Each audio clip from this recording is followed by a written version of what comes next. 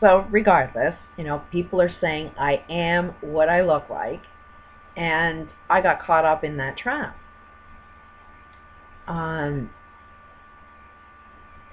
I don't want to lose what I look like because it's the most valuable thing I've got, as I'm told and judged by society.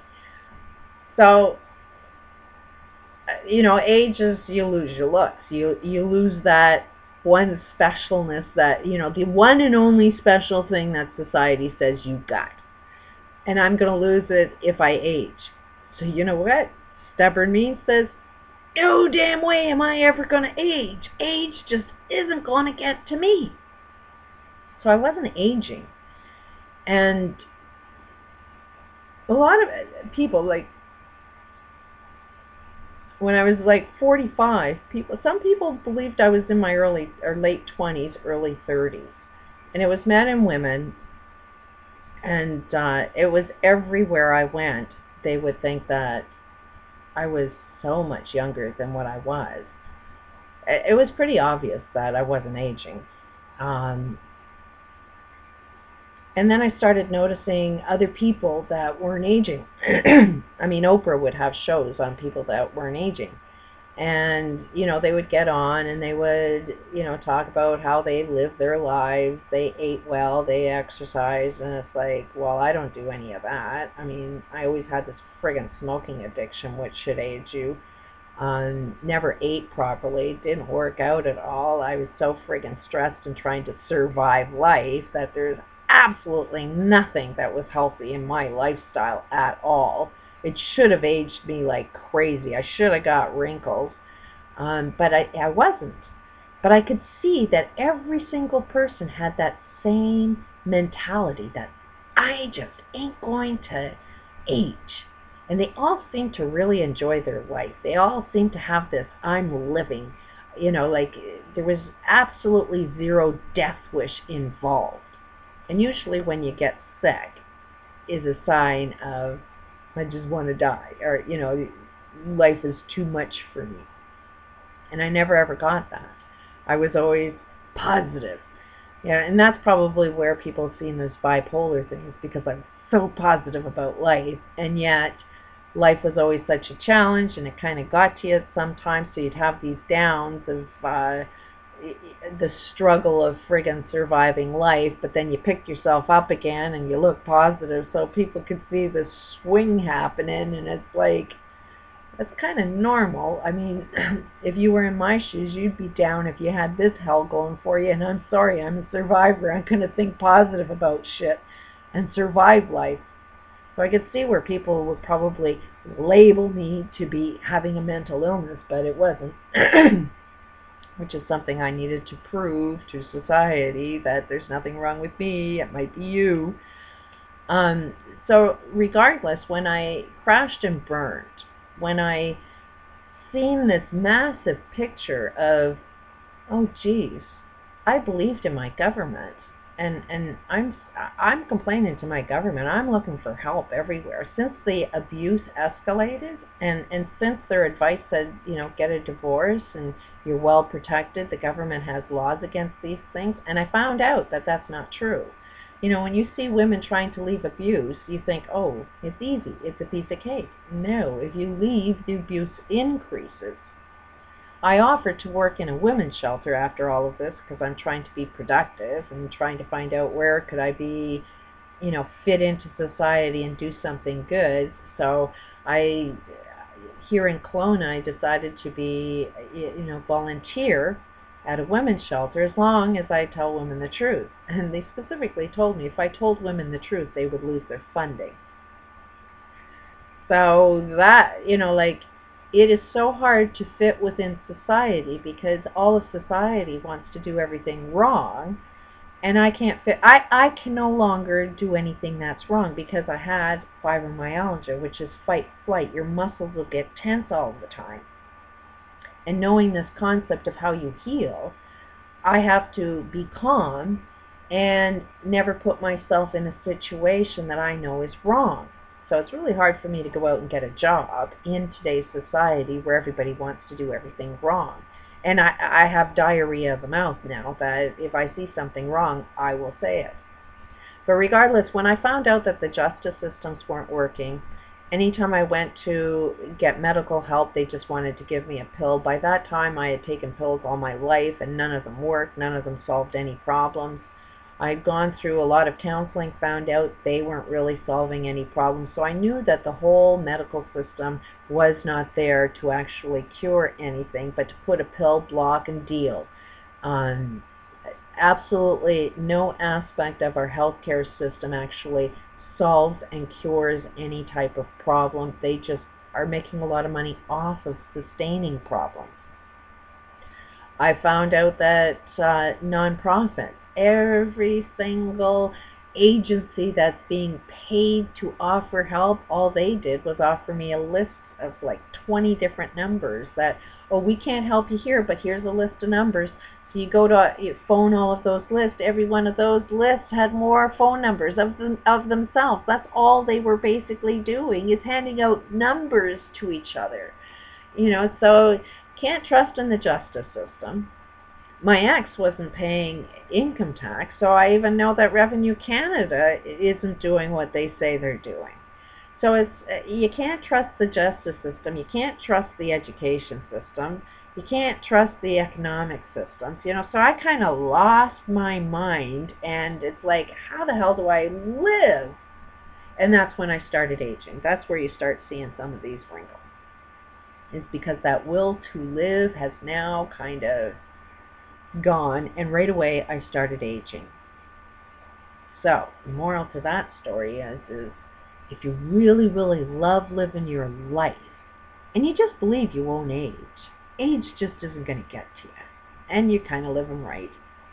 That's part of the biggest thing there, is you got to live life right. Otherwise, muscles, I may not have gotten a cold, but my muscles were starting to wear out. My joints as well were deteriorating because I was doing a lot of repetitive work, which I had to work a lot harder because I was the pretty one in the factory. Nobody wanted me there because I was so pretty, which was more of a pain in the butt because management would always see the pretty girl talking to anybody. The fat one, the overweight employees talking all day long and doing next to no work. Nobody noticed them. They only noticed the pretty one. And if the pretty one was asking anybody any information on, can I do this job a little better, or can you help me out with this, that was seen as me talking, so I would get shit for it. So my numbers had to be higher than anybody else. So I had to work a lot harder than anybody else because I was always watched more than anybody else. So because I was working this many hours doing repetitive work, my shoulders, joints are deteriorating, the elbows and the wrists all were deteriorating, plus the muscles. So I'm finding this holodynamics that's saying there's a cause. Get rid of the cause, and you cure the illness. And as well, it needs to be that suggestion that it's curable.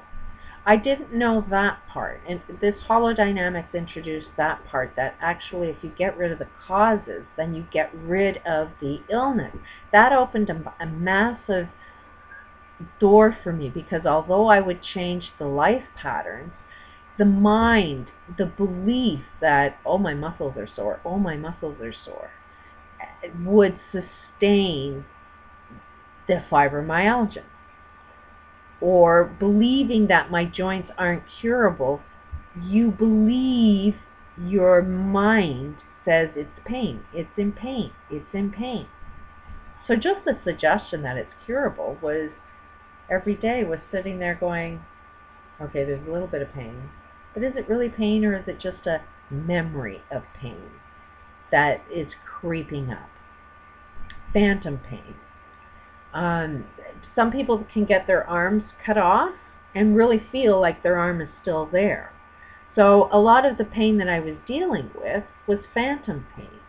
So it was more of me sitting back and it's like, okay, I've changed my environment.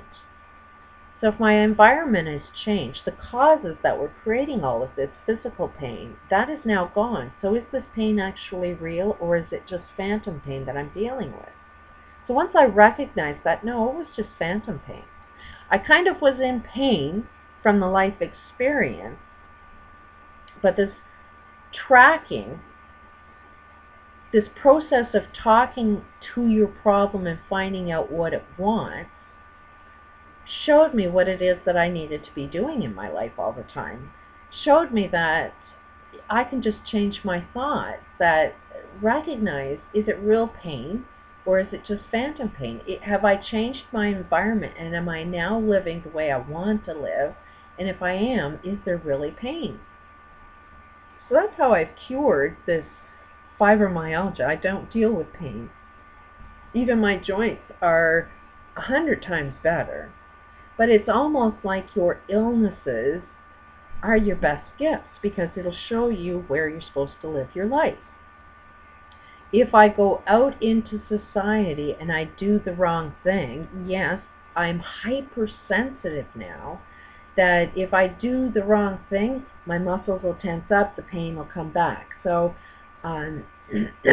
technically, I'm on a disability, but am I really just disabled?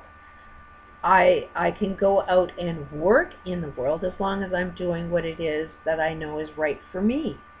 So I can't go out and do labor work. I can't go out and work for a corporate structure that I know is dead wrong, because it will increase the illness again. It's like my guide now. I know I can't do repetitive work with my arms. That's like life telling me that is not the direction you're supposed to be living. So when you have your illness, make that one of your complaints and do that process. Talk to your problem. Find out what it wants. You're going to find out the truth to your life through the illnesses that you're dealing with. You will find out what types of work you're doing may be killing you. That's why I had this voice from God that says, write a book, call it, Dying for Dummies. Because if you're dying, you're kind of a dummy, because you're doing everything to kill yourself. If we all changed our lifestyle, if we were all working at something that isn't killing us and creating the diseases that end up killing us, how would we die? We're seeing these earthquakes, volcanoes, weather, but they're all man-made. The planet is not round and solid. It's completely dynamic. If you look into the quantum world, nothing is actually touching each other. No particles are actually touching each other. When you look at it from a very microscopic place and you see how distant everything is, they're just as far away as the planets are. There's more empty space between particles. So something's holding particles together, and they seem to be our belief systems. We believe the planet is round, but it's not necessarily as round as we think it is. It's just being held there based on a cosmic belief. If you would chop down all of the rainforest, you'll change the weather pattern. Humans are chopping down the rainforest. So humans are actually changing the weather all the time. But if we don't see the domino effect, the causes of what creates weather, we'll think that it's a natural thing, that it's out of our control. It's nature. But is it really nature? Is what you believe actually true? Then you see all of these earthquakes. Well, we know most of this technology, especially with the oil industry and fracking will create an earthquake. HAARP has the potential to create earthquakes. It can control weather. I haven't seen anybody say that it can't do that. The whole technology has the potential to change weather and all of these natural catastrophes. Now, are they? is this our newest weapon against war? Do as I say, or I have this HARP weapon that will create a natural disaster that you can't even point the finger at me? We'll just call it nature, and the whole world will believe that lie? I'll continue on another day.